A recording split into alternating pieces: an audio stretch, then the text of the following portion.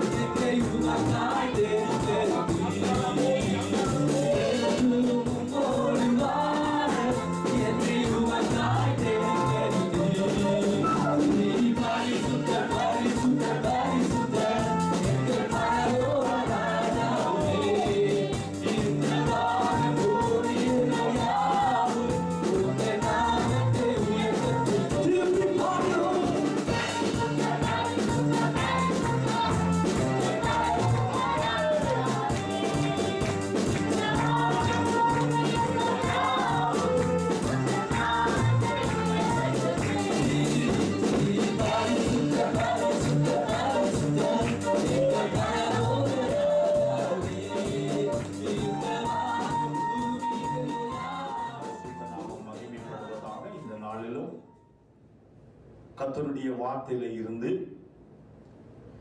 ஒரு முக்கியமான ஒரு காரியத்தை நாங்கள் பார்க்க போகிறோம். இந்த நாட்களிலே நாம் இலங்கை தேசத்திலே வாழ்ந்த நாங்கள் இன்னைக்கு உலகம் முழுவதிலும் சிதறடிக்கப்பட்டு பல நாடுகளிலே இன்றைக்கு இலங்கை மக்களாகிய அதிலும் தமிழ் மக்கள் பல நாடுகளிலே நாம் வாழ்ந்து கொண்டு வருகிறோம்.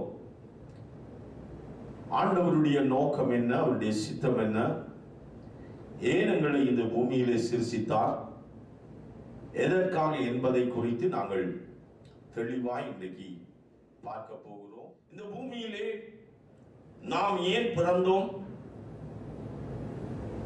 ஒவ்வொரு காலகட்டங்களிலும் நாங்கள் ஒவ்வொரு இடங்களில் ஏன் வாழுகிறோம், நாங்கள் நினையாத நாடுகள், நினையாத தேசங்கள், நினையாத இடங்கள், எங்கள் கற்பனைக்கு எட்டாத இடங்களில் எல்லாம் நாம் இன்றைக்கு வாழ்ந்து கொண்டிருக்கிறோம்.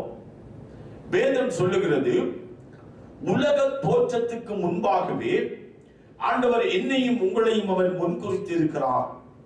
நாங்கள் பிறப்பதற்கு முன்பாக என்னுடைய அல்லது உங்களுடைய தாய் தகப்பன், எங்கள் முற்பிதாக்கள் அவர்கள் பிறப்பதற்கு முன்பாக அல்லது எங்களுடைய தாய் தகப்பன் திருமணமாகி எங்களை பெற்றெடுப்பதற்கு முன்பாகவே தேவன் எங்கள் எல்லாரையும் அவர் முன்குறித்தார்.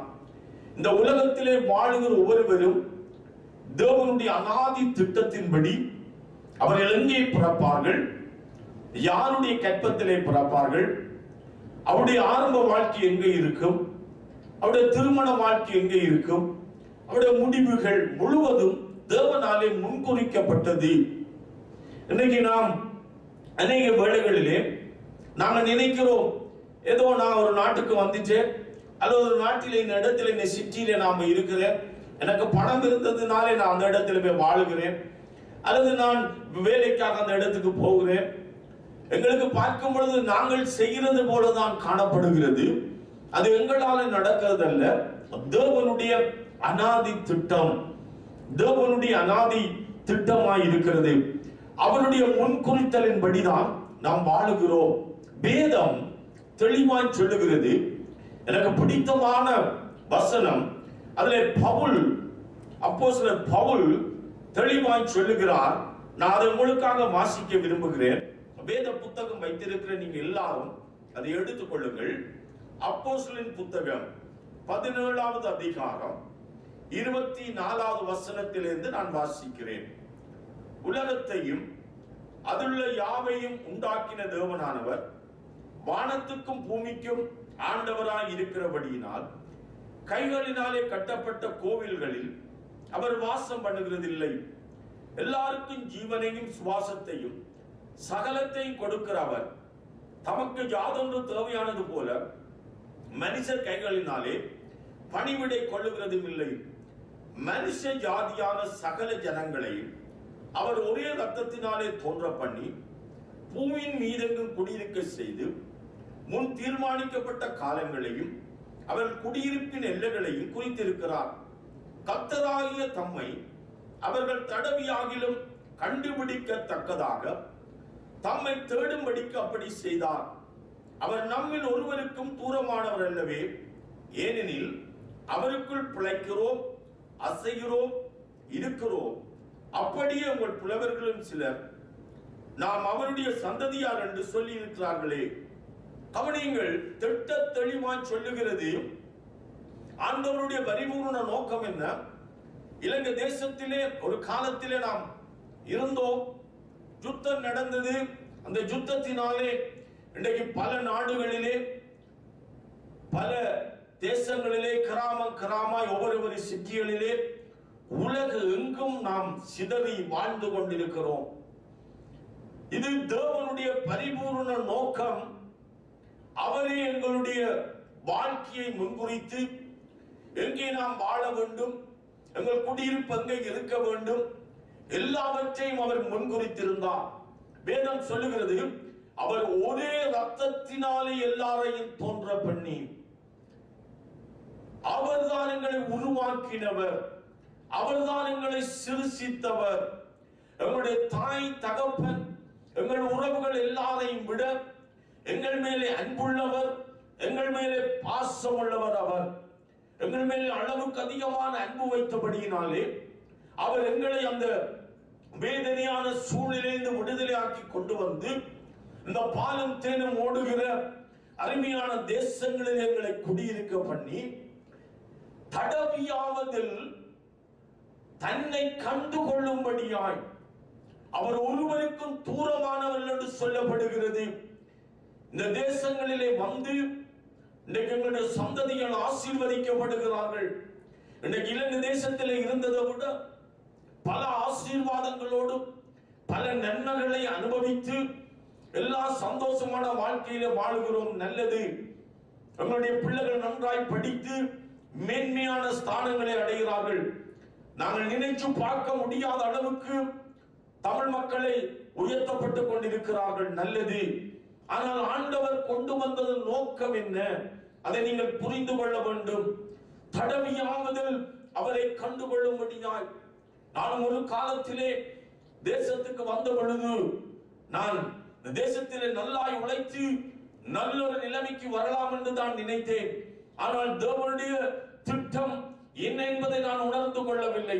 ஆனால் என்னை சிறுசி தாண்டவர் அதை புரிந்து கொண்டு கனடா தேசத்திலே தன்னை எனக்கு வெளிப்படுத்தினார். அவரை அறிந்த நாளிலே இருந்து கிட்டத்தட்ட 22 வருடமாய் தேவனை நான் பின்பற்றி அவருடைய ஊழியத்தை செய்து வருகிறேன். இந்த கனடா தேசம் அவர் எனக்கென்று முன்குறித்த நாடு. இந்த தேசத்திலே வச்சு தன்னை வெளிப்படுத்த அவர் சித்தம் கொண்டார். அருமையான தேவனுடைய பிள்ளைகளே, இன்றைக்கு நீங்கள் அநேகர் ஒவ்வொரு நாடுகளிலும் நீங்க யோசித்து பாருங்கள். ஆண்டவருடைய அனாதி திட்டத்தின்படி கொண்டு வந்து ஆண்டவர் உங்களை ரட்சித்து இருக்கிறார். அவர் முன்குறித்து இருக்கிறார். இன்றைக்கு ஆண்டவரை அறியாத ஒவ்வொரு பிள்ளைகளோடு நான் பேச விரும்புகிறேன். நீங்கள் எந்த நாடுகளில் இருந்து இந்த செய்தியை கேட்டுக் கொண்டிருந்தாலும் நீங்கள் அந்த நாட்டில் இருப்பதன் நோக்கம் உங்களை சிருஷித்தவர், உங்களை உருவாக்கின ஆண்டவர், அவரை நீங்கள் கண்டுகொள்ளும்படியாய் வேதம் சொல்லுகிறது. அவர் ஒருவருக்கும் தூரமானவர் அல்லவே. அவர் எங்களுக்கு சமீபமாய் இருக்கிறார். இன்றைக்கு வார்த்தையாய் இருக்கிற தேவன் உங்கள் மத்தியிலே வெளிப்பட்டுக் கொண்டிருக்கிறார். வேதம் சொல்லுகிறது, சகல சிருஷ்டிக்கும் சுவிசேஷத்தை பிரசங்கம் பண்ணுங்கள் என்று சொல்லி. அருமையான தேவனுடைய பிள்ளைகளே, இந்த பூமியிலே எதை நீங்கள் கண்டுகொள்ளாவிட்டாலும், யாரை நீங்கள் அறியாமல் விட்டாலும், உங்களை சிருஷித்த ஆண்டவரை நீங்கள் அறிந்து கொள்ள வேண்டும். அவரை நீங்கள் பிடித்துக் கொள்ள வேண்டும். அவரை நீங்கள் தெரிந்து கொள்ள வேண்டும். அவர்தான் வழி, அவர்தான் சத்தியம், அவர்தான் ஜீவன்.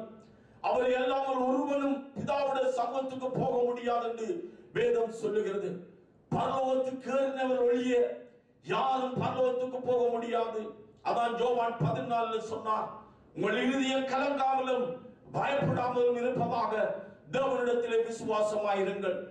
நான் போய் பிதாவிடத்திலே உங்களுக்காக ஒரு வாசகத்தை ஆயத்தப்படுத்தி அதன் பின் வந்து நான் எங்கே இருக்கிறேனோ அங்கே உங்களை அழைத்துக் கொண்டு போவேன் என்று சொல்லி. அருமையான தேவனுடைய பிள்ளைகளே, இந்த பூமி எங்கும் எங்களை குடியிருக்க பண்ணினார். ஏன்? தன்னை அறிந்து கொள்ளும்படியார். இந்த பூமியோடு நம்முடைய வாழ்க்கை முடிந்து போவதல்ல, நிச்சயமான ஒரு வாழ்க்கை நமக்கு கொடுக்கப்பட்டிருக்கிறது. நம்முடைய ஆத்துமா அழிவில்லாதது, அது நித்தியமாய் வாழக்கூடியது. இன்னைக்கு என்னை நீங்கள் எடுத்துக்கொண்டால் பாஸ்டர் என்று ஒன்று சொல்லும் பொழுது என்னுடைய சரீரம் அல்ல, எனக்குள்ள இருக்கிற ஆத்துமாதான் உண்மையானது, அது அழிவில்லாதது. என்னுடைய சரீரம், உங்களுடைய சரீரம் மண்ணோடு மண்ணாய் அழிக்கப்பட்டு போய்விடும். மண்ணிலே இருந்து உருவாகிற மண்ணுக்கே போறான்னு சொல்லப்படுகிறது. ஆனால் எங்களுடைய ஆத்துமா ஜீவன் உள்ளது. அது தேவனை அறிந்து தேவனுடைய ரட்சிப்பை பெற்றுக் கொள்ளும் பொழுது நித்தியமாய் ஆண்டவராகிய இயேசு கிறிஸ்து வரும் பொழுது, ஒருவேளை நாங்கள் மரிக்காமல் இருந்தால் அவருடைய கால சத்தம் துணிக்கும் பொழுது அவரோடு கூட நாங்கள் எடுத்துக் கொள்ளப்படுவோம். கிறிஸ்துவுக்குள் மரித்தவர்கள் முதலாவது எழுந்திருப்பார் என்று வேதம் சொல்லுகிறது. அருமையான தேவனுடைய பிள்ளைகளே, சற்று யோசியுங்கள். இன்னைக்கு எத்தனையோ காரியங்களை யோசிக்கிறீர்கள். இந்த தேசத்துக்கு என்னை கொண்டு வந்தது வீடு வாங்க, வாசல் வாங்க, அதை செய்ய, இதை செய்யல. எல்லா நன்மையையும் பெற்றுக் கொள்வது தேவ சித்தம் உண்மைதான். ஆனால் எல்லாவற்றையும் விட ரட்சகரை நாம் அறிந்திருக்க வேண்டும். இன்னைக்கு உங்களோடு நான் பேச விரும்புகிறேன். இன்னைக்கு எத்தனை பேர் நீங்க சொல்ல முடியும், அந்த தேவனை நான் அறிந்திருக்கிறேன்? அந்த தேவன் என்று சொல்லுவது பிழை. உங்களுடைய ஆண்டவர், உங்களை சிருஷித்த ஆண்டவர், உங்களுக்காக ஜீவனை கொடுத்த ஆண்டவர். கவனியுங்கள், அவர் ஏதோ ஒரு இடத்துல இருந்து கொண்டு எப்படியாவது என்னை தேடி கண்டுபிடி என்று விடாதபடி அவர் தான் எங்களுக்கு வெளிப்படும்படியாய் தன்னை காணக்கூடிய இடங்களிலே வைத்திருக்கிறார். இன்னைக்கு இந்த ஐரோப்பா தேசங்கள், அமெரிக்கா, கனடா, ஒவ்வொரு நாடுகளிலும் இன்னைக்கு கிறிஸ்துவை அறியக்கூடிய, அவரை தேடக்கூடிய வழிகளை கர்த்தர் உண்டாக்கினார். இன்னைக்கு எவ்வளவு பேர் கிறிஸ்துவை அறிந்திருக்கிறோம், ஆனால் இன்னும் அநேகர் இன்னைக்கு அவரை அறியாதபடி இன்னைக்கு இருளுக்குள்ளே வாழ்ந்து கொண்டிருக்கிறோம். அருமையான தேவனுடைய பிள்ளைகளே, அந்த நாட்களை வீணடியாதபடி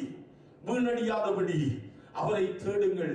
அவர் நம்ம எல்லாருக்கும் சமீபமாய் இருக்கிறார். வேதம் சொல்லுகிறது, வாசற்படி கதவு தட்டுகிறேன், ஒருவனின் சத்தத்தை கேட்டு கதவை திறந்தால் நான் அவனோடு வந்து வாசம் பண்ணி அவனோடு போஜனம் பண்ணுவேன் என்று சொல்லி.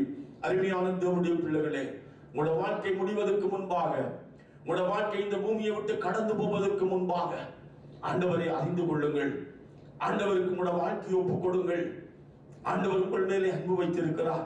இன்றைக்கும் உங்கள் ஒவ்வொருவரையும் பார்த்து கேட்கிறார், மகனே, மகளே, நான் உனக்கு பக்கத்தில் தான் இருக்கிற மகனே, உன்னை ரட்சிக்க நான் வந்திருக்கிற மகனே, உனக்காக என் ஜீவனை கொடுத்திருக்கிறேன், என்னை நீ ஏற்றுக்கொள், என்னை நீ ஏற்றுக்கொள் என்று சொல்லி இன்றைக்கு அன்போடு ஆண்டவர் வந்திருக்கிறார். நாங்கள் ஒருவரும் கெட்டு போவது தேவனுக்கு பிரியமில்லை. எல்லாரும் ரட்சிக்கப்பட வேண்டும் என்பது தேவனுக்கு பிரியமாய் காணப்படுகிறது. அப்போஸ்தலர் புத்தகம் 10வது அதிகாரத்திலே நீங்கள் பார்க்கும் பொழுது, கொர்நேலியு என்று சொல்லுகிற ஒரு பக்தி உள்ள மனுஷன், அவன் தான தர்மங்கள் செய்கிறவன், ஜெபிக்கிற ஒரு மனிதனாய் காணப்படுகிறான். அவனுக்கு ஜீவனுள்ள தேவன் யார் என்று தெரியாது, ரட்சிப்பு யார் என்று அவனுக்கு தெரியாது. ஆனாலும் பக்தியோடு ஆண்டவரை தேடினான். ஆண்டவர் அவனை நோக்கி பார்த்தார், இவன் பக்தியோடு என்னை தேடுகிறானே, இவன் இந்த ரட்சிப்பை பெற்றுக் கொள்ள வேண்டும். இவனுடைய பக்தி பரலோகத்துக்கு கொண்டு வராது, இவனுடைய ஜெபம் அவனை பரலோகத்துக்கு கொண்டு வராது. இவன் என்னை அறிந்து கொள்ள வேண்டும், என்னை அவன் ஏற்றுக்கொள்ள வேண்டும், என்னுடைய சத்தியத்தை புரிந்து கொள்ள வேண்டும் என்று சொல்லி தன்னுடைய சீசர்களுக்கு ஆவியானவர் இடைப்பட்டு நடத்தி அந்த கொர்நேலியுவோட குடும்பம் முழுவதும் ரட்சிக்கப்படுகிறார்கள். வேதம் சொல்லுகிறது, பக்தி உள்ளவர்களை கர்த்தர் தமக்காக தெரிந்து கொண்டார் என்று சொல்லி. அருமையான தேவனுடைய பிள்ளைகளே, நீங்கள் பக்தியாய் இருந்தாலும் நீங்க ஆண்டவரை தேட வேண்டும், அவருடைய சத்தியத்துக்குள்ளே நீங்கள் வர வேண்டும், அவருடைய பரிபூர்ண ரட்சிப்பை நீங்கள் பெற்றுக் கொள்ள வேண்டும். முதலாவது கிறிஸ்துவை, இயேசு கிறிஸ்துவை நீங்கள் இரட்சகராய் நீங்கள் ஏற்றுக்கொள்ள வேண்டும். இன்றைக்கு அநேக கிறிஸ்தவர்கள் நாங்கள் கிறிஸ்தவர்கள் என்று சொல்லுகிறார்கள், ஆனால் கிறிஸ்துவை ஏற்றுக்கொள்வதில்லை. நம்முடைய உலக இரட்சகரை எங்கள் தேவனாய் முதலாவது நாம் ஏற்றுக்கொள்ள வேண்டும். அவரை அறிந்திருக்கிறோம் என்று சொல்லுவது நல்லது, அவர் எங்களுக்கு தெரியும் என்று சொல்லுவது நல்லது. ஆனால் அவர் என்னுடைய ஆண்டவர் என்பதை நாம் ஏற்று அவருக்கு பின்னாலே நாம் நடக்க வேண்டும். என் ஆடுகள் என் சத்தத்துக்கு செவி கொடுக்கும், நான் அவர்களை அறிந்திருக்கிறேன் என்று சொல்லுகிறார். என் ஆடுகள் என்று சொல்லுகிறார். அவருடைய ஆடு, அவர்தான் நல்ல மேய்ப்பர். அவர் நல்ல மேய்ப்பர், தன் ஆடுகளுக்காக ஜீவனை கொடுக்கிறார் சொல்லப்படுகிறது. அவர்தான் எங்களை நித்தியத்துக்கு நடத்த போகிறவர். அந்த இயேசு கிறிஸ்துவை நீங்கள் முதலாவது ஏற்றுக்கொள்ள வேண்டும். உங்களோட உள்ளத்திலே வர இடம் கொடுக்க வேண்டும். அதெல்லாம் சொல்லப்படுகிறது. பாருங்க, அதில் சொல்லப்படுகிறது, எல்லாருக்கும் ஜீவனையும் சுவாசத்தையும் சகலத்தையும் கொடுக்கிறவர் தமக்கு யாதொன்றையும் தேவையானது போல மனுஷர் கைகளினாலே பணிவிடை கொள்ளுகிறது இல்லை. இப்ப நாங்க அவருக்கு ஒரு காரியத்தை செய்ய வேண்டியதில்லை. அவர் எங்களுக்குள்ளே வந்து அவர் எங்களை நடத்த விரும்புகிறார். அவர் உயிரோடு இருக்கிற ஆண்டவர், அவர் ஜீவனுள்ள தேவன், நம்முடைய உள்ளத்தை தான் கேட்கிறார். அருமையான தேவனுடைய பிள்ளைகளே, இந்த நாட்களிலே நீங்கள் ஆண்டவருக்கு உங்களை ஒப்புக் கொடுங்க. இன்னைக்கு இந்த ஒவ்வொரு நாடுகளிலே, எல்லா நாடுகளிலும் நீங்கள் சிதறி இருக்கிறீர்கள். நீங்க எந்த நாட்டில் இருந்தாலும் முதலாவது புரிந்து கொள்ளுங்க, நான் ஆண்டவரை அறியும்படியாய் ஆண்டவர் என்னை கொண்டு வந்திருக்கிறார். எதை நீங்கள் இழந்தாலும் அவரை நீங்கள் பிடிச்சு கொள்ளுங்க. ஏசப்பா என்னுடைய வாழ்வை ஒப்புக் கொடுக்கிறேன் என்று சொல்லி இன்றைக்கு நான் உங்களுக்காக நான் ஜெபிக்க விரும்புகிறேன். எல்லாரும் கண்களை மூடி, இது முக்கியமான ஒரு நேரத்துக்கு நீங்க வந்திருக்கிறீங்க. அருமையான தேவனுடைய பிள்ளைகளே, உங்களுடைய வாழ்க்கை மாற போகிறது. நான் சொல்லுகிற ஜெபத்தை என்னோடு சொல்லும் பொழுது உங்களுடைய வாழ்க்கை பரிபூர்ணமாக மாற போகிறது. நீங்கள் வந்த நோக்கம் இந்த தேசத்துக்கு கர்த்தர் கொண்டு வந்த நோக்கம் நிறைவேற போகிறது. இப்பொழுது கண்களை மூடி நான் சொல்லுகிற ஜெபத்தை என்னோடு சேர்ந்து சொல்லுங்கள். அன்பான இயேசுவே, உமக்கு நாங்கள் நன்றி செலுத்துகிறோம். பூமியின் குடியிருப்பின் எல்லைகள் எல்லாம் முன்குறித்து என்னை இந்த தேசத்திலே நீ கொண்டு வந்து வைத்திருக்கிறபடியால் சோத்திரம். இதுவரையிலே நான் இதை புரியாதவனாய் இருந்திருக்கிறேன் ஆண்டவரே. இன்றைக்கு உம்முடைய சத்தியத்தை கேட்டபடினால் உம்மை தடவியாதல் கண்டுபிடிக்கும்படியால் இந்த தேசத்துக்கு நீர் என்னை கொண்டு வந்திருக்கிறது என்பதை நான் விசுவசிக்கிறேன். இயேசுவே, நீர் எனக்காக அந்த பூமிக்கு கடந்து வந்து உம்முடைய கடைசி துளி ரத்தத்தையும் சிந்தி நீர் மரித்து உயிரோடு எழுந்தீர் என்பதை நான் விசுவசிக்கிறேன். இயேசுவே, உம்முடைய பரிசுத்தமான ரத்தத்தினாலே என் பாவங்களை மன்னியும், என் சாபங்களை மன்னியும். இந்த நாளில் இருந்து உம்முடைய மகளாக நீரை ஏற்றுக்கொள்ளும். இந்த நாளில் இருந்து உம்மை என் இரட்சகராய், என் ஆண்டவராய், என் மீட்பராய் நான் ஏற்றுக்கொள்கிறேன். என் உள்ளத்திலே வந்து வாசம் பண்ணும். என் குடும்பத்தை நீர் ஆளுகை செய்து நடத்தும். உம்முடைய வருகை மட்டும் என் கரத்தை நீர் பிடித்து என்னை வழி நடத்தும். உம்முடைய ரட்சிப்பிலே நான் வாழ்ந்து மகிழ்ந்திருக்க உதவி செய்யும். உம்முடைய பரிசுத்தமான சமூகத்திலே என்னை ஒப்புக் கொடுத்து இயேசுவின் நாமத்தினாலே நன்றி செலுத்தி ஜெபிக்கிறேன் நல்ல பிதாவே. ஆமென், ஆமென். கர்த்தர் உங்களை ஆசீர்வதிப்பார். இந்த ஜெபத்தை நீங்க சொன்ன உங்களோட வாழ்க்கையில ரட்சிப்பு உண்டாகிவிட்டது. இந்த நாளிலே இருந்து ஆண்டவரை தேடுங்கள், ஆண்டவரை பின்பற்றுங்கள், பரிசுத்த வேதாகமத்தை படியுங்கள், ஆவிக்குரிய சபைகளிலே கர்த்தரை